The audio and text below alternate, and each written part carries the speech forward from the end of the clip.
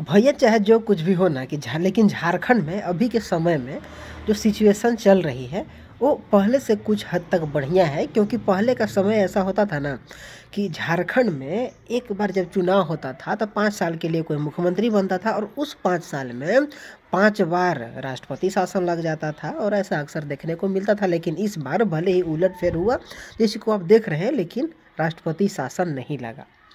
तो दोस्तों चलिए अब झारखंड की बात करते हैं। तो झारखंड एक ऐसा राज्य है ना जहाँ के लोग, जहाँ के जनता, जब 2000 में जब झारखंड आज़ाद हुआ था ना, तब से लेकर के आज तक अच्छे मुख्यमंत्री को खोजते खोजते उनकी आंखें थक गई है, लेकिन आज तक कोई ऐसा मुख्यमंत्री नहीं मिला जो झारखंड की स्थिति सुधार सके, झारखंड का जो सिचुएशन है उसको अच्छा कर सके। आज तक ऐसा नहीं मिला।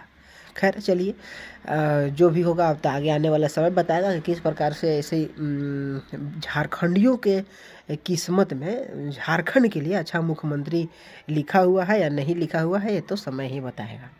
लेकिन अभी आप देख रहे हैं कि जब से पिछले 5 साल तक बीजेपी झारखंड के सत्ता में रही और बीजेपी से तंग आकर के यहाँ के लोगों ने हेमंत सोरेन पर अपना भरोसा जताया और हेमंत सोरेन को अपना मुख्यमंत्री बनाया। और हेमंत सोरेन जब से मुख्यमंत्री बने तब से राज्य में ना अलग अलग कारनामे देखने को मिले, जो कि भविष्य में कभी भी ना ही भारत में कोई भी राज्य में ऐसा देखने को नहीं मिला था। एक शिक्षा मंत्री बने और शिक्षा मंत्री बनने के बाद, और ये संभव था सिर्फ और सिर्फ हेमंत सोरेन के सरकार में ही, और शिक्षा मंत्री बनने के बाद वो अपना 10वीं का एग्ज़ाम दिए और पास हुए। खैर ऐसा अजूबा तो आप कभी देखे नहीं होंगे। इसके बाद बेचारे ऐसी स्थिति हो गई कि वही शिक्षा मंत्री 5 साल उनका सत्ता मतलब कार्यकाल पूरा भी नहीं और उसी में उनकी मौत हो गई, जो कि साल 1.5 साल पहले मैट्रिक का एग्ज़ाम दिए थे, उनकी मौत हो गई। फिर उनके मौत के बाद उनके विधानसभा सीट से जब दोबारा चुनाव कराई गई तो उनकी पत्नी को सीट पर उतारा गया और बेचारी उनकी पत्नी भी जीत गई।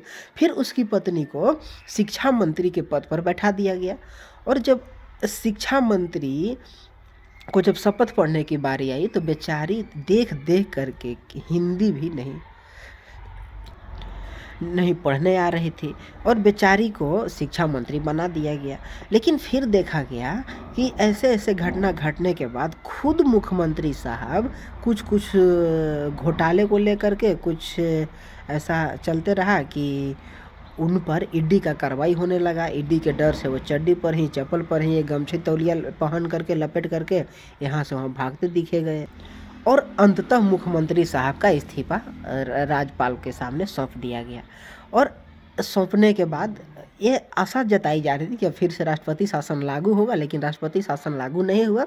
फिर से उनके ही बिरादरी के लोग, उनके ही खानदान के लोग, मतलब उनके ही खानदान के व्यक्ति को फिर से नया सीएम बना दिया गया। अब देखा यह जा रहा है कि 1.5 साल 2 साल कार्यकाल बचा हुआ है, उसमें किस प्रकार से इनकी सरकार चलती है और कैसे देश का बेड़ा पार, मतलब झारखंड राज्य का बेड़ा पार होता है, ये देखने के लायक होगा। और इसमें बड़ा ही दिलचस्प होगा कि किस प्रकार से ऐसे कारनामे किए जाएंगे और क्या आगे आने वाला समय में होगा।